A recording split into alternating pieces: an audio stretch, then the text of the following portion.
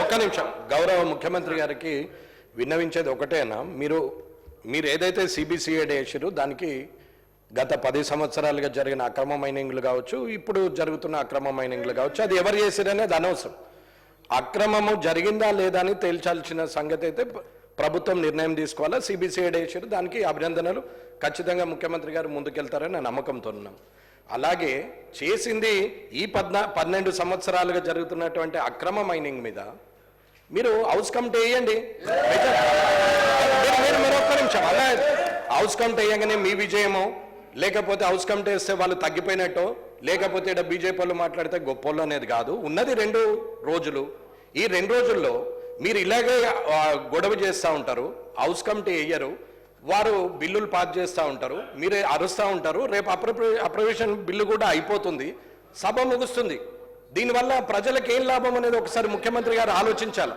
నేను అనేది ఇక్కడ ఎవరికి తగ్గాల్సిన అవసరం లేదన్నా, అందరూ ప్రజల కోసమే పనిచేస్తున్నారు. సిబిసిఐడి ఎంక్వైరీ చేయడం గత 10 సంవత్సరాలు ప్లస్ 2 సంవత్సరాలు 12 సంవత్సరాలుగా ఉన్న అక్రమ మైనింగ్ మీద ముఖ్యమంత్రి గారు చేస్తున్నారు. అది ప్రజలు నిన్న చూసిరు, అందరికీ సంతోషం. ఎవరు తప్పు చేస్తే వారికి శిక్ష పడుతుంది, దాంట్లో తప్పేం లేదు.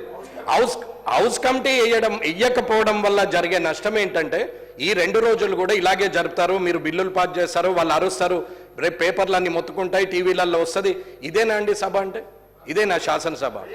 ఇది తెలంగాణ తెచ్చిన ఉద్యమ నేతగా కేసీఆర్ గారు అయినా ఒక్క నిమిషం నన్ను మాట్లాడియండి అన్న. నేనేమి రాజకీయం మాట్లాడట్లేదు అన్నా, నేను రాజకీయం రామ్మోహన్ అన్న, నేను రాజకీయం మాట్లాడలేదు. సాంబశివరావు గారు, నేను నిజమే మాట్లాడుతున్నా. సాంబశివరావు గారు, మీరు అది తప్పండి. అది మాట్లాడేది వినండి మీరు. ఒక్క నిమిషం.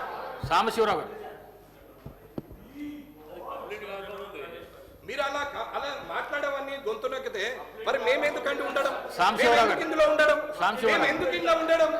ఈ 2.5 సంవత్సరాలుగా ఏది మాట్లాడదామన్నా 2 నిమిషాలు ఇస్తారు. అసలు నిన్న పద్దుడేనా? పద్దుని ఎట్లా లోడ్ చేస్తారు మీరు? నిన్న మాట్లాడిన ఆగన్నా ఏదైతే ఏ సమయంలో థ్యాంక్ యూ సార్. నేను చెప్పే మీరు గొంతు ఎట్లా నొక్కుతారు? ఎందుకు మాట్లాడినారు అంటే మేము కూడా 8 మంది మీరు చేయగమంటారా? ఏమి అంటే మీరు అదే కోరుకుంటున్నారు? సభ నడవనియరు.